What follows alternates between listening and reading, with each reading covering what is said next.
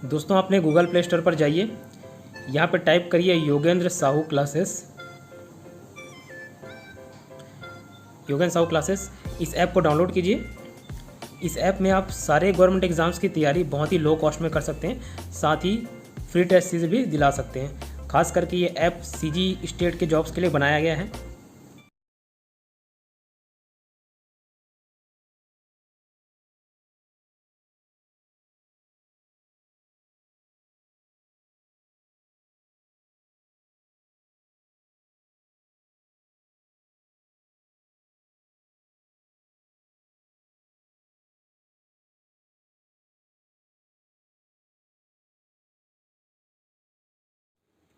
नमस्कार दोस्तों, स्वागत है आपका योगेंद्र साहू ऑनलाइन क्लासेस में।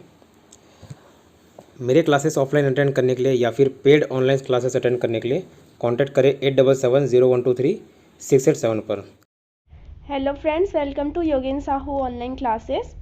महिला एवं बाल विकास पर्यवेक्षक संबंधित जो पोस्ट निकला है उसका हम भाग 1 जो 40 मार्क्स कवर करता है उसका पार्ट 9 महिला एवं बच्चों से संबंधित कानूनी प्रावधान कवर कर रहे हैं। तो पहला हमने देख चुका था बाल विवाह प्रतिषेध अधिनियम 2006-7। आज हम दहेज प्रतिषेध अधिनियम 1961 व 2004 देखेंगे। ठीक, स्टार्ट करते हैं। दहेज प्रतिषेध अधिनियम 1961। देखिए कि ये क्या कहता है कि यत्र नार्यस्तु पूज्यन्ते रमन्ते तत्र देवता, अर्थात जहाँ नारी को पूजा जाता है वहीं देवताओं का निवास होता है। परंतु इस वाक्य पर विश्वास रखने वाले समाज में नारियों को जलाना, प्रताड़ित करना केवल एक अपराध नहीं बल्कि महापाप माना गया है। अतः जो महिलाओं के साथ जो होने वाले अत्याचार है ना, उन्हें प्रताड़ित किया जाता है, उसे रोकने के लिए ये दहेज प्रतिषेध अधिनियम पारित किया गया है। ठीक, तो अधिनियम पारित कब किया गया? 20 मई 1961 को। किसके द्वारा? राष्ट्रपति के द्वारा। ठीक, परंतु अधिनियम लागू कब हुआ? 1 जुलाई 1961।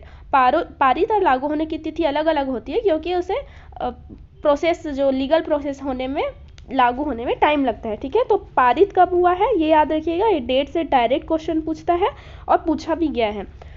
तो पारित कब हुआ? 20 मई 1961। मई पहले आता है तो 1961 तो पता है हमें, 20 मई याद रखिएगा 1961। फिर लागू कब हुआ? मई, जून, जुलाई, मतलब 1-2 महीने बाद लागू हो गया। ठीक है, 1 महीने बाद जुलाई 1961। कहाँ? जम्मू कश्मीर को छोड़कर। उस समय जम्मू कश्मीर को छोड़कर संपूर्ण भारत में लागू हुआ था, पर वर्तमान में अब जम्मू कश्मीर पर भी लागू होगा, इसे ध्यान में रखिएगा। ठीक है, अब दहेज प्रताड़ना अधिनियम 1961 के उद्देश्य क्या है? दहेज के लेन देन को किसी भी रूप में निषिद्ध करना, मतलब रोकना है। ठीक है, यही इसका मुख्य उद्देश्य है। ठीक, और अन्य तथ्य देखें तो इस अधिनियम के तहत प्रत्येक अपराध गैर जमानती और संज्ञेय होगा। ठीक है, गैर जमानती मतलब इसे जमानत, गैर जमानती मतलब जमानत नहीं दिया जाएगा इस अधिनियम के तहत किए गए अपराध में, और संज्ञेय होगा मतलब तुरंत संज्ञान लेने लायक होगा। ठीक है, और एक और वर्ड आता है अशमनीय, वो हम आगे देखेंगे। इस नेक्स्ट पॉइंट है बिना वारंट किसी भी व्यक्ति को गिरफ्तार किया जा सकेगा, अर्थात बिना वारंट जारी किए किसी भी व्यक्ति को गिरफ्तार कर सकेंगे। इस अधिनियम में कुल 10 धाराएं हैं। ठीक है, तो अब हम धाराओं को विस्तार से देखते हैं। धारा 1 में संक्षिप्त नाम परिभाषा एवं लागू होना। किसी भी अधिनियम का धारा 1 वही होता है, संक्षिप्त नाम विस्तार लागू होना। तो इसका नाम हम देख चुके हैं, दहेज प्रतिषेध अधिनियम 1961।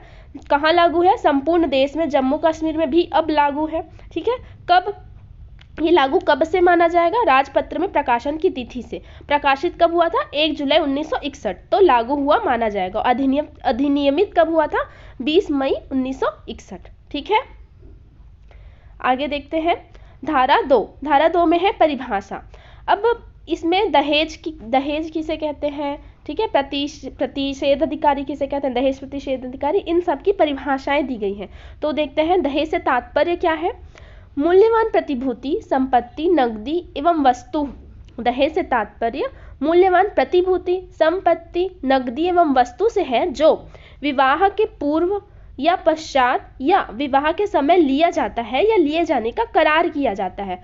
ठीक है, समझ आया? जो विवाह से पहले लिया गया हो या बाद में लिया गया हो या विवाह के समय लिए जाने लिए जाने का करार किया गया हो, मतलब सौदा करते हैं ना कि हाँ हम लिख के देते हैं हम देंगे, या फिर बिना लिखे मौखिक रूप से सौदा करते हैं जो, वही कहा गया है। ठीक है, तो उसे दहेज की परिभाषा में शामिल किया गया है। और ये दहेज किनसे लिया जाएगा? विवाह पक्षकार के माता पिता, अभिभावक अथवा रिश्तेदार द्वारा। ठीक है, कोई भी विवाह पक्षकार, चाहे वो वर हो या वधू, दोनों में से किसी भी एक पक्षकार द्वारा उनके माता पिता, अभिभावक अथवा रिश्तेदार से लिया गया। ठीक है, प्रत्यक्ष या परोक्ष रूप से। ठीक है, प्रत्यक्ष रूप से मतलब डायरेक्ट डिमांड करके, या अप्रत्यक्ष रूप से कई तरीके होते हैं। ठीक है, कि इनडायरेक्ट रूप से गिफ्ट की मांग करते हैं, कार वार, है ना, तो ये अप्रत्यक्ष रूप से हो गया। ठीक है, ठीक। नोट, शरीयत कानून के अंतर्गत दिया गया मेहर दहेज की परिभाषा में शामिल नहीं है। इस परिभाषा में जो मुस्लिम कानून है ना, मुस्लिम लॉ, उसके अंतर्गत यह दहेज प्रताड़ना अधिनियम 1961 के अंतर्गत जो प्रावधान लागू होते हैं वो इसमें शामिल नहीं होता है। ठीक है, मेहर शामिल नहीं होता, ये लीगल है। ठीक है। दूसरा, मूल्यवान प्रतिभूति से आशय ऐसे वस्तु दस्तावेज से है जो आईपीसी की धारा 30 में उल्लेखित है या कानूनी अधिकार द्वारा सृजित किया जाता है। क्या बोल रहे हैं कि मूल्यवान प्रतिभूति क्या है? तो वो जो आईपीसी की धारा, आईपीसी 1860 है ना, उसके धारा 30 में उल्लिखित है ना, वही मूल्यवान प्रतिभूति है। मूल्यवान प्रतिभूति मतलब जो जिसका मूल्य होगा कुछ। ठीक है। तीसरा है, वर वधू को दिए जाने वाले उपहार को भी इसमें शामिल नहीं किया जाता है। जैसे वर वधू को उपहार दिया गया है अपने परिजन के साइड से, तो उसे शामिल नहीं किया जाएगा दहेज की परिभाषा में। ठीक है, तो ये धारा 2 समझ आया। ठीक, मूल्यवान प्रतिभूति संपत्ति से संपत्ति, नकदी एवं वस्तु दहेज कहलाता है। विवाह के पूर्व पश्चात या विवाह के समय लिए जाने का करार हो। ठीक है, ठीक, प्रत्यक्ष या परोक्ष रूप से। ठीक, नेक्स्ट देखते हैं धारा 3, दहेज लेने अथवा देने हेतु दंड का प्रावधान। इंपॉर्टेंट धारा है कि कोई अगर दहेज लेता है तो या देता है दोनों के लिए दंड का प्रावधान है। क्या दंड है? 5 वर्ष का कारावास तथा 15,000 रुपये जुर्माना या दहेज की रकम तक का दंड, मतलब राशि देनी होगा। ठीक है, दंडनीय होगा। ठीक, 5 और 15 ये याद रखिएगा। ठीक है, तो ये धारा 3 में है दंड का प्रावधान, तो ऐसे याद रखिएगा, धारा 3, 5, 15। ठीक है, 5 या 15 ऐसे इसको गुणा करोगे तो 15 भी आ जाता है, तो इजी याद रख सकते हैं। धारा 3 गुना 5 तो 15। तो धारा 3 में 5 वर्ष तक कारावास या 15,000 जुर्माना या जो दहेज की रकम तक का जुर्माना। ठीक है, अब इसमें नोट देखिए, किसी परंपरा के चलते वर पक्ष द्वारा वधू पक्ष को या वधू पक्ष द्वारा वर पक्ष को दी गई भेंट इसमें शामिल नहीं है। जो परंपरा जो है ना, यहाँ पे एक और वर्ड है रूढ़िवादी। ठीक है, रूढ़िवादी परंपरा के चलते यदि कोई वर पक्ष या वधू पक्ष एक दूसरे को कोई भेंट देते हैं, चाहे उसमें नकदी कैश शामिल हो, तो उसे इसमें शामिल नहीं किया जाता। ठीक है, यदि उनकी प्रथा है ऐसी तो। ठीक, तो इसे ध्यान में रखिएगा, वो दंडनीय नहीं होगा। ठीक है, अब देखिए धारा 4, दहेज मांगने हेतु दंड का प्रावधान।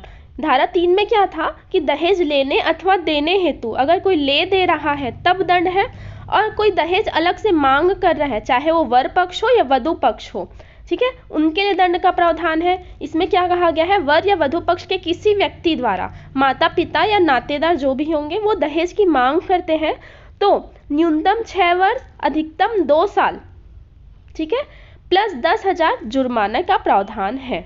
ठीक, तो यहाँ पे क्या बोला है धारा 4 में कि दहेज मांगने हेतु दंड का प्रावधान कितना? न्यूनतम 6 माह अधिकतम 2 वर्ष तथा 10,000 रुपये जुर्माना। ठीक है, याद रखिएगा, दोनों के जो दंड का प्रावधान है अलग अलग है, लेने देने में अधिक है और मांग करने में अलग है। ठीक है, कम है थोड़ा।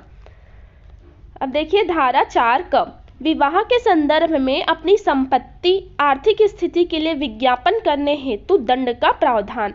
इसका मतलब क्या है कि यदि कोई विवाहिक विज्ञापन देता है ना, तो उसमें अगर ये शो करता है कि हाँ लड़के की सैलरी इतनी है इतने अंकों में है ना, ऐसा अगर वो जताने की कोशिश करता है, ठीक, या फिर ऐसा कुछ भी अपनी आर्थिक स्थिति प्रस्तुत करता है, ठीक है, तो वह भी दंडनीय अपराध है। तो इसके लिए 6 माह से 5 वर्ष तक का कारावास और 15,000 जुर्माना लिया जा सकता है। ठीक है, क्या बोला है, विवाह के संदर्भ में अपनी संपत्ति आर्थिक स्थिति के लिए विज्ञापन करने हेतु दंड का प्रावधान।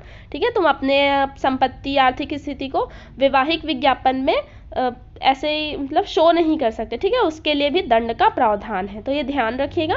6 माह से अधिकतम 5 वर्ष तक कैद प्लस जुर्माना 15,000 रुपये। सेम जो पहले लेने देने में जो था वही है, 5 वर्ष तक कारावास और 15,000 जुर्माना। ठीक है, ठीक। देखिए धारा 5, इसके अंतर्गत दहेज लेने या देने के लिए किया गया करार शून्य होगा, अर्थात करार लिखित अलिखित जो हुआ होगा वह अमान्य होगा। मतलब क्या बोलना चाह रहा है कि अगर दहेज लेने के लिए कोई करार कर लिया गया है वर या वधू पक्ष द्वारा, दोनों द्वारा, कोई ऐसे लीगल जो भी है स्टैम्प पेपर में लिख लिया जो भी है ना, तो वो इस अधिनियम के तहत वह करार जो है शून्य घोषित हो जाएगा, मतलब वो वैध नहीं होगा। ठीक है, नेक्स्ट देखते हैं धारा 6, दहेज से प्राप्त संपत्ति या धन का उपयोग पत्नी या उसके वारिसों के हित में करेंगे। मतलब दहेज से जो प्राप्त जो भी संपत्ति होगा वो किसके नाम पे होगा, मतलब उसका हकदार कौन होगा, उस जो पत्नी है, जो वधू पक्ष जो से जो प्राप्त हुआ है वही होगी। ठीक है, या फिर उसके वारिस होंगे। ठीक, दहेज से प्राप्त संपत्ति अंतरित किए जाने तक पति या उसके माता पिता ट्रस्टी न्यासी के रूप में कार्य करेंगे। अब इसमें क्या बोल रहा है, दहेज से प्राप्त संपत्ति को जब तक अंतरित नहीं कर दिया जाता, ठीक है, तक पति तथा उसके माता पिता ट्रस्टी न्यासी के रूप में कार्य करेंगे। ठीक है, किसको अंतरित नहीं कर दिया जाता, जब तक पत्नी को, मतलब वधू को अंतरित, जो पक्षकार है पीड़ित है उसको अंतरित नहीं कर दिया जाता तब तक। ठीक है, नेक्स्ट है, यदि किसी स्त्री की मृत्यु विवाह के 7 वर्ष के भीतर प्राकृतिक कारणों से भिन्न अन्य कारणों से हो जाती है तो ऐसी स्थिति में दहेज संबंधित संपत्ति संतान को अंतरित की जाएगी। ठीक है, या संतान न होने पर स्त्री के माता पिता को अंतरित की जाएगी। ठीक है, या तो स्त्री को अंतरित करेंगे या फिर प्राकृतिक कारणों से भिन्न अन्य कारणों से उस महिला की मृत्यु हो जाती है तो उसकी दहेज संबंधित संपत्ति किसको, या तो उसके संतान को ट्रांसफर हो जाएगा, या संतान नहीं है तो स्त्री के माता पिता को स्थानांतरित हो जाएगा। ठीक है, यदि जो पीड़ित पक्षकार है जिन पर आरोप लगाया गया है, ठीक है, दहेज अंतरित करने को, तो वह परिसीमा काल के भीतर अंतरण करने में असमर्थ रहता है तो उसके लिए भी दंड का प्रावधान है। कितना, न्यूनतम 6 माह, अधिकतम 2 वर्ष तथा कारावास तथा 5 से 10,000 जुर्माना या फिर दोनों। ठीक है, ये अगर जो दहेज की राशि है जो वो वापस लौटा नहीं रहा है ना, ट्रांसफर नहीं कर रहा है, तो उसके लिए भी दंड का प्रावधान है। कौन से धारा में बताया गया है, ये धारा 6 में। ठीक, दहेज से प्राप्त संपत्तियों या धन का उपयोग पत्नी या उसके वारिसों के हित में किया जाएगा। ठीक है, धारा 6। नेक्स्ट देखते हैं धारा 7, अपराधों का संज्ञान होना।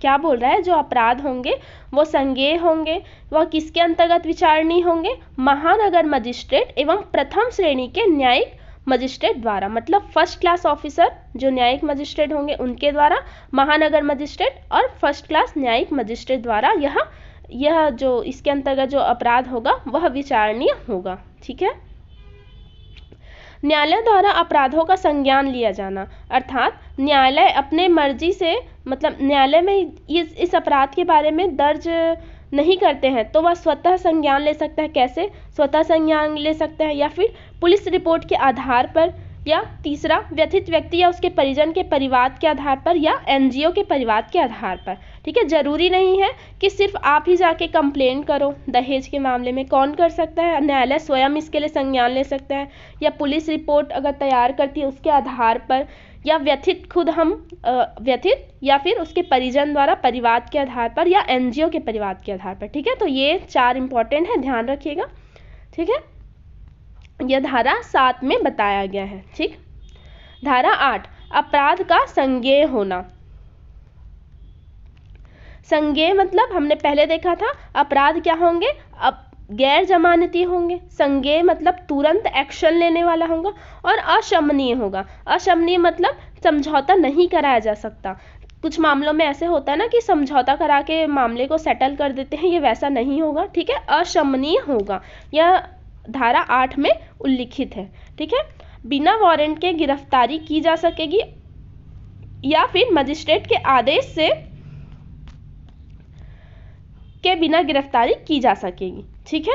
तो ये समझ आया, अपराध संज्ञेय होगा, तो ये पूछ सकता है डायरेक्ट कि इस अधिनियम के तहत अपराध कैसा होगा, तो गैर जमानती होगा, नॉन बेलेबल होगा, संज्ञेय होगा और अशमनीय होगा। अशमनीय मतलब होता है समझौता नहीं किया जा सकने वाला, ठीक है, बिना वारंट के गिरफ्तारी किया जा सकेगा, ठीक।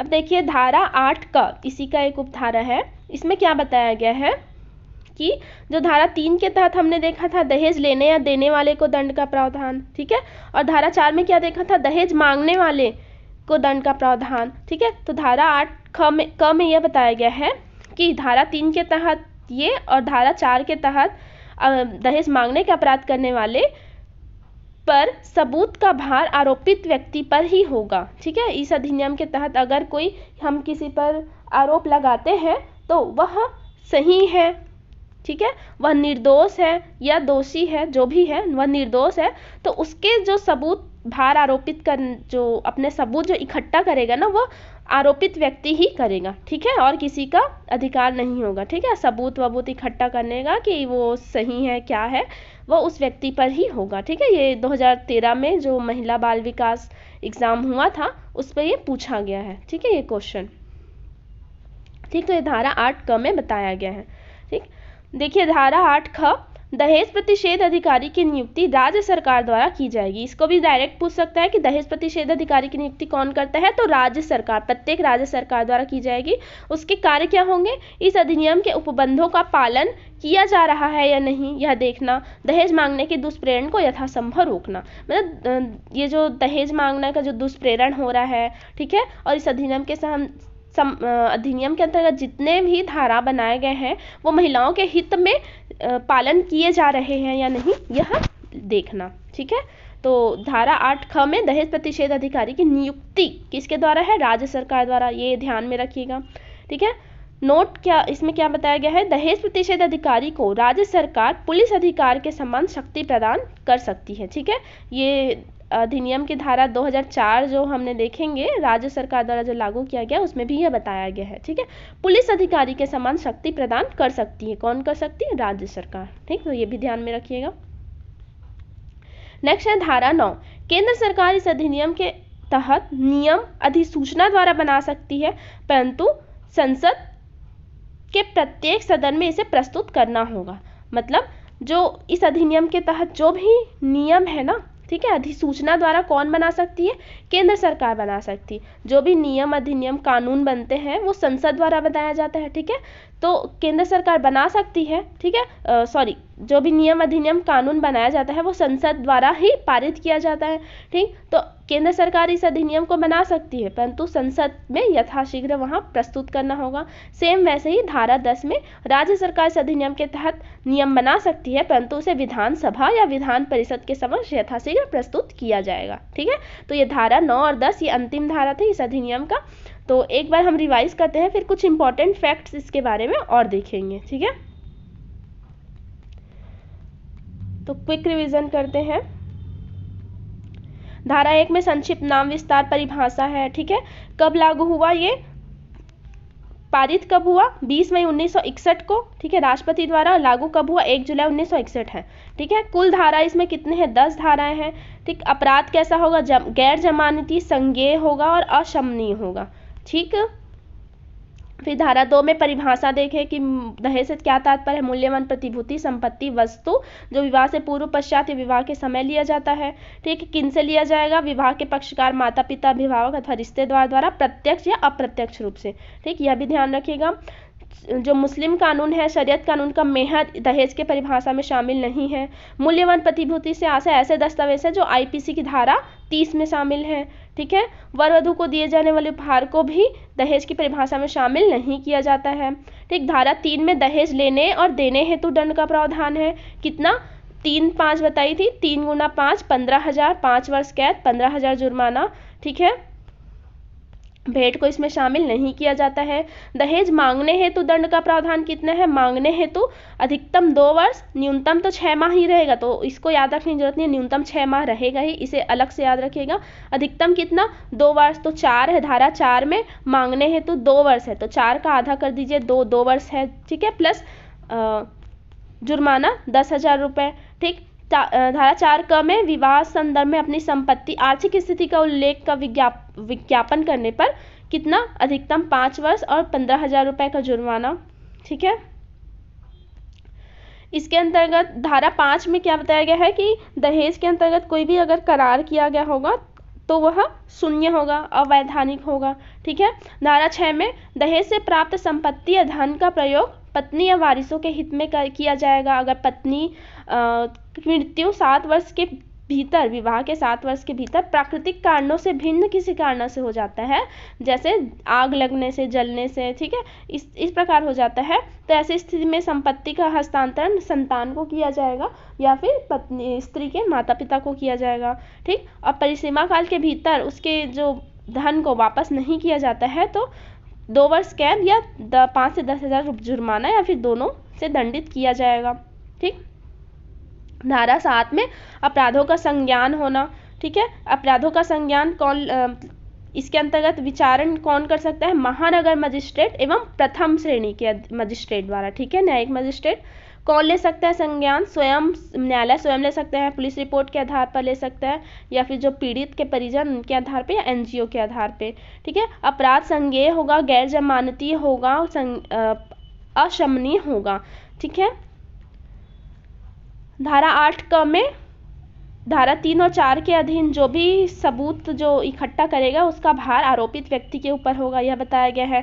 धारा 8 ख में दहेज प्रतिषेध अधिकारी की नियुक्ति कौन? राज्य सरकार करेगा, उसे पुलिस अधिकारी के समान शक्तियां प्राप्त होंगी। ठीक है, 9 और 10 में केंद्र और राज्य सरकार के अधिनियम बनाने की शक्ति के बारे में बताया गया है और वह उसे संसद और विधानसभा में प्रस्तुत किया जाएगा, यह बताया गया। ठीक है, अब आगे देखते हैं, इससे संबंध में कुछ वाद सुप्रीम कोर्ट में लाया गया था, तो आप सिर्फ वाद को याद रखिएगा। हरिवंश सिंह बनाम गुरुचरण कौर वाला वाद और एक विनय कुमार बनाम यूपी राज्य वाद। ठीक है, जो दहेज प्रताड़ना अधिनियम के अंतर्गत ये प्रमुख वाद है।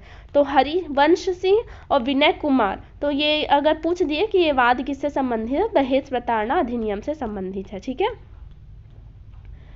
ठीक, अब देखते हैं दहेज प्रतिषेध अधिनियम 1961 के अनुसार स्त्री धन क्या होता है। ठीक है, इसमें एक और वर्ड आया है स्त्री धन, उसका अर्थ क्या होता है अब देखते हैं। शादी के पहले या शादी के समय या शादी के बाद लड़की को स्वेच्छा से उसके माता पिता या परिवार द्वारा दिए गए उपहार, गहने, सामान या कोई भी संपत्ति उसकी अपनी संपत्ति होगी। ठीक है, जिसको हमने अंतरण करने वाला देखा था ना, उसे अंतरित कर दिया जाना चाहिए, ये वही बोल रहा है। ठीक है, उसी के बारे में बोल रहे हैं। ठीक है, स्त्री धन के बारे में। दहेज प्रतिषेध अधिनियम 1961 के अनुसार यह स्त्री धन कहलाता है। इस कानून के अंतर्गत स्त्री धन पर सिर्फ लड़की का ही अधिकार होगा, उसके पति अथवा उसके ससुराल वालों का इस पर कोई कानूनी अधिकार नहीं होगा। यदि स्त्री धन पर पति या उसके रिश्तेदार कब्जा कर लेते हैं तो स्त्री धन न लौटाने पर 6 माह से 2 साल तक कैद का प्रावधान है। जो हमने देखा था, उसको जो संपत्ति का अंतरण नहीं करता है तो न्यूनतम 6 माह से अधिकतम 2 साल तक और 10,000 जुर्माने का प्रावधान हो सकता है। ठीक है, तो ये ध्यान में रखिएगा, दहेज स्त्री धन क्या होता है। ठीक है, जो स्वेच्छा से दिया गया हो। ठीक है, अब एक और फैक्ट है इसके बारे में, वो देखते हैं। दहेज निषेध अधिनियम 1961 के अनुसार लेने या देने से में सहयोग करने पर 5 वर्ष की कैद और 15,000 का जुर्माना। ठीक है, इसके बारे में तो हमने देखा था। फिर नेक्स्ट है दहेज के उत्पीड़न करने पर भारतीय दंड संहिता की धारा 498A जो पति और उसके रिश्तेदारों द्वारा संपत्ति अथवा कीमती वस्तुओं के अवैधानिक मांगों के मामलों से संबंधित है के अंतर्गत 3 वर्ष का कैद और जुर्माना हो सकता है। ठीक है, जो 498A है ना, वह भी दहेज से संबंधित है, ये याद रखिएगा। ठीक है, उसके संबंध में इस धारा के तहत जो धारा है आईपीसी की धारा 498A है, इसके तहत भी 3 साल की कैद और जुर्माने का प्रावधान किया गया है। धारा 406 के अंतर्गत लड़की के पति और ससुराल वालों के लिए 3 साल कैद अथवा जुर्माना दोनों, यदि वे लड़की के स्त्री धन को उसको सौंपने से मना करते हैं। ठीक है, हमने अभी देखा था उनके स्त्री धन को अगर नहीं सौंपता है तो उसके लिए दंड का प्रावधान है कितना, 3 साल तक। ये धारा 406 में बताया गया है। ठीक है, यदि किसी लड़की का विवाह के 7 साल के भीतर असामान्य परिस्थितियों में मृत्यु हो जाती है और यह साबित कर दिया जाता है कि मौत के पहले उसे दहेज के लिए प्रताड़ित किया जाता था, तो आईपीसी की धारा 304 बी के तहत लड़की के पति और रिश्तेदारों को कम से कम 7 वर्ष से लेकर आजीवन कारावास की सजा हो सकती है। ठीक है, ये जो मैं दंड बता रही हूँ ये आईपीसी इंडियन पिनल कोड की 1860 है, उसके धाराएं हैं। ठीक है, 498A, धारा 406 और ये जो धारा 304B। ठीक है, इसके तहत कितना 7 वर्ष या आजीवन कारावास की सजा होगी यदि उसकी मृत्यु विवाह के 7 वर्ष के भीतर असामान्य परिस्थितियों में, आग लगने से, एक्सीडेंट हो जाने से, किचन में जल जाने से, ऐसा कुछ होता है ना वैसा वाला। ठीक है, अब इसका एक फैक्ट देखिए, धारा 304B के अंतर्गत इसकी विवेचना पुलिस उपाधीक्षक स्तर के अधिकारी द्वारा किया जाएगा। ठीक है, इसकी विवेचना किसके द्वारा किया जाएगा, पुलिस उपाधीक्षक स्तर के अधिकारी द्वारा किया जाएगा। ठीक है, अब देखिए लास्ट पॉइंट ये है कि दहेज के कारण होने वाली हत्याएं। दहेज के कारण औसतन हर घंटे में एक महिला दहेज संबंधी कारणों से मौत का शिकार होती है और वर्ष 2007 से 2011 के बीच इस प्रकार के मामलों में काफ़ी वृद्धि देखी गई है। राष्ट्रीय अपराध ब्यूरो के आंकड़े बताते हैं कि विभिन्न राज्यों में 2012 में दहेज हत्या के इतने 8000 मामले सामने आए हैं लगभग, और औसत आंकड़े बताता है कि प्रत्येक घंटे एक महिला दहेज की बलि चढ़ रही है। ठीक है, तो ये दहेज के कारण जो महिलाओं के साथ प्रताड़ना होता है उसे रोकने के लिए ही यह अधिनियम लाया गया है। ठीक है, अब देखिए दहेज प्रतिषेध अधिनियम 2004, ये ज़्यादा बड़ा नहीं है, छोटा सा ही टॉपिक है। ये छत्तीसगढ़ सरकार द्वारा लागू किया गया है। ठीक, तो इसकी धारा 2 देखते हैं। परिभाषा दिया गया इसमें, सलाहकार बोर्ड क्या होगा, दहेज प्रतिषेध अधिकारी को सलाह देने वाला एक बोर्ड होगा, उसे सलाहकार बोर्ड कहा जाएगा। जिला मजिस्ट्रेट और परिवाद क्या होगा, दंड प्रक्रिया संहिता 1973 में वर्णित एक अधिकारी होगा। ठीक है, धारा 3 देखिए, दहेज प्रतिषेध की अधिकारी की अधिकारिता, उसकी अधिकारिता क्या होगी, जो 1961 के धारा 8 में दिया गया है, मतलब उसे पुलिस अधिकारी की समान अधिकारिता प्रदान किया गया। ठीक है, धारा 8 में बताया था हमने जो पढ़ा था। ठीक है, राज्य सरकार आवश्यकता अनुसार प्रतिषेध अधिकारी की नियुक्ति कर सकता है। ठीक है, आवश्यकता अनुसार जितना पढ़ने पर 3-4 प्रतिषेध अधिकारी की नियुक्ति कर सकता है। सलाहकार बोर्ड जो प्रतिषेध अधिकारी को सलाह देने के लिए गठित किया गया है, वह राज्य सरकार द्वारा नियुक्त 5 या अधिक कार्यकर्ता होंगे उसमें। ठीक है, उसमें से कम 2 महिलाएं होनी चाहिए। ठीक है, ये याद रखिए, कम से कम कितनी महिला होनी चाहिए, 2 महिला। किसमें, सलाहकार बोर्ड में, जो दहेज प्रतिषेध अधिकारी को सलाह देगी। ठीक है, धारा 4 में देखिए, परिवाद दाखिल करने हेतु प्रक्रिया, ये इंपॉर्टेंट है कि दहेज प्रतिषेध अधिनियम 2004 के धारा 4 में क्या बताया गया, तो परिवाद दाखिल करने की प्रक्रिया, मतलब कौन कर सकता है, वही जो हमने देखा था उस अधिनियम में कि व्यथित व्यक्ति, माता पिता, एनजीओ के माध्यम से या डाक द्वारा। ठीक है, बस यहाँ पे न्यायालय स्वतः संज्ञान वाला नहीं है, वो उस अधिनियम में आता है। ठीक है, 1961 में। ठीक, तो ये ध्यान में रखिएगा। नेक्स्ट है धारा 6, मुख्य दहेज प्रतिषेध अधिकारी की नियुक्ति, कर्तव्य और कार्य। ठीक है, मुख्य दहेज प्रतिषेध अधिकारी की नियुक्ति, ये मुख्य वाला बोला है, उसकी नियुक्ति भी राज्य सरकार करेगा। किसे करेगा, संबंधित विभाग के वरिष्ठ अधिकारी को। कौन सा, मुख्य दहेज प्रतिषेध अधिकारी। ठीक है, धारा 7, पक्षकारों द्वारा विवाह में उपहारों की सूची का प्रस्तुतिकरण, मतलब जो अगर महिला को कोई उपहार प्राप्त हो रहा है, वर वधू को, तो उसकी सूची का प्रस्तुतिकरण करना आवश्यक है धारा 7 के तहत। ठीक है, ऐसे याद रखेगा, सासू। ठीक है, सासू ऐसे याद रखेंगे तो मतलब समझ आ जाएगा, 7 से सूची। ठीक है, नेक्स्ट देखिए धारा 8, अपराधियों का अभियोजन अर्थात जिन पर मुकदमा चलाया गया हो या चलाया जाना हो हेतु प्रक्रिया। क्या प्रक्रिया है, 1973 में दिया गया है। अपराधी के विरुद्ध दंड प्रक्रिया संहिता 1973 में दिया गया है। ठीक है, उसी के तहत अभियोजन चलाया जाएगा। ठीक है, ये इंपॉर्टेंट नहीं है उतना, फिर भी एक बार देख लीजिए। धारा 9 कल्याण संस्थाओं को की मान्यता। कल्याण संस्थाएं जो इस संबंध में, इस अधिनियम के तहत जो महिलाओं का साथ देंगे, वो मतलब हेल्प करेंगे, तो वो क्या होगा, राज्य या राष्ट्रीय स्तर पर महिला सामाजिक संगठन हो सकता है, वो कर सकते हैं। इस क्षेत्र में 3 साल से कार्यरत हो वो, या महिला के संरक्षण प्रशिक्षण से जुड़ा हो। ठीक है, उन्हें कल्याण संस्था कहा जाएगा। ठीक है, ये ध्यान में रखिएगा, ये 3 ध्यान में रखिएगा मेन। ठीक है, क्या क्या होगा।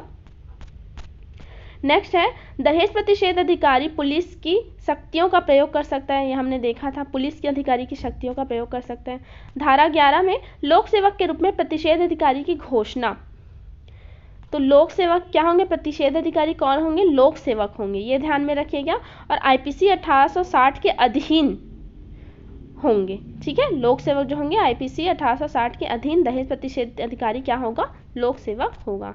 ठीक है, तो ये इतने इंपॉर्टेंट धारा थे। अब हम इससे रिलेटेड कुछ क्वेश्चंस करते हैं, तो आपको समझ आ जाएगा कि आपने जितना पढ़ा है आपसे वो बन रहा है कि नहीं। तो देखिए, पहला क्वेश्चन है, दहेज प्रतिषेध अधिनियम का मुख्य उद्देश्य क्या है। तो क्या है, दहेज लेने पर प्रतिबंध करना, हाँ। दहेज देने पर प्रतिबंध लगाना, सही है। दहेज और लेने देने के लिए विधि बनाना, नहीं, विधि बनाना इसका काम नहीं है। क्या है, दहेज लेने और देने पर प्रतिबंध लगाना। ठीक है, नेक्स्ट है, दहेज की परिभाषा दी गई है, तो जितने भी परिभाषाएं हैं धारा 2 में दी गई हैं। ठीक, नेक्स्ट है, दहेज में क्या शामिल नहीं है। तो देखिए, हमने पढ़ा था कि मेहर जो मुस्लिम समुदाय द्वारा विवाह के अवसर पर दिया जाता है, वह दहेज की परिभाषा में शामिल नहीं होता है। ठीक है, नेक्स्ट है, दहेज प्रतिषेध अधिनियम कब अधिनियमित हुआ। ठीक, तो अधिनियमित कब हुआ था, ये 20 मई 1961 को। ठीक है, अधिनियमित हुआ था, और लागू कब हुआ था, 20 जुलाई 1961। ठीक है, यहाँ पे दिया नहीं है, ये है अधिनियमित तिथि। ठीक है, मूल्यवान प्रतिभूति का अर्थ दिया गया है। तो मूल्यवान प्रतिभूति का अर्थ किस में दिया गया है, हमने देखा था नोट में कि भारतीय दंड संहिता की धारा 30 में मूल्यवान प्रतिभूति का अर्थ दिया गया है। ठीक है, नेक्स्ट है, दहेज की संपत्ति स्त्री के मृत्यु के बाद जो 7 वर्ष के अंदर हो गई हो, किसे अंतरित किया जाएगा। ठीक, माता पिता को। ठीक है, यदि संतान है तो उसे, या पति को, नहीं तो किसको, उनके माता पिता को, स्त्री के माता पिता को, या फिर उसके संतान को। तो यहाँ पे दोनों सही होगा, पति को नहीं, पति से ही हस्तांतरित किया जाएगा। ठीक है, दहेज प्रतिषेध अधिनियम के अंतर्गत अपराधों का संज्ञान कौन कर सकता है। तो अपराधों का संज्ञान कौन कर सकता है, हमने देखा था कि प्रथम श्रेणी का न्यायिक मजिस्ट्रेट या महानगर मजिस्ट्रेट। ठीक है, ये हमने देखा था, अपराधों का संज्ञान होना कौन कर सकता है, प्रथम श्रेणी का न्यायिक मजिस्ट्रेट या महानगर मजिस्ट्रेट। ठीक है, नेक्स्ट है, 2 व्यक्तियों के बीच अपनी मर्जी से दहेज लेन देन के लिए किए गए करार की वैधानिक न्यायिक निम्न में से क्या होगी। तो हमने देखा था कि जब 2 व्यक्ति अपने मर्जी से, जो वैधानिकता जो शून्य होगा, जो हमने देखा था, किसमें देखा था, 1961 की धारा 5 के आलोक में, मतलब इस अधिनियम की धारा 5 के तहत जो भी लेन देन जो वैधानिक शून्य होगा, शून्य करार होगा, हमने देखा था ना, ये वही वाला है। ठीक है, नेक्स्ट है, दहेज लेना और देना किस विधि के अंतर्गत अपराध है। तो दहेज प्रतिषेध अधिनियम 1961 के तहत अपराध है। ठीक है, नेक्स्ट है, दहेज अपराध धारा 304B की विवेचना किसके द्वारा की जाती है। तो 304B के बारे में मैंने बताया था लास्ट नोट में कि पुलिस उपाधीक्षक स्तर के अधिकारी। ठीक है, 304B के तहत जो दहेज अपराध की विवेचना किसके द्वारा किए जाते हैं, पुलिस अधीक्षक स्तर के अधिकारी द्वारा। ठीक है, तो ये सारे क्वेश्चंस आपसे बने होंगे। ठीक है, तो इसे पढ़िए और क्वेश्चंस की प्रैक्टिस कीजिए, और वो जो जुर्माना है ना, जुर्माने वाली जो राशि है, उसे भी ध्यान से पढ़िएगा कि किस पे कितना जुर्माना दिया गया है, क्योंकि इससे डायरेक्ट क्वेश्चन पूछा जाता है। ठीक है, तो आज यहीं पे समाप्त करते हैं, और नेक्स्ट वीडियो में हम टोनी प्रताड़ना अधिनियम निवारण के लिए कानून जो छत्तीसगढ़ सरकार द्वारा बनाया गया, उस पर विवेचना करेंगे। ठीक है, थैंक यू।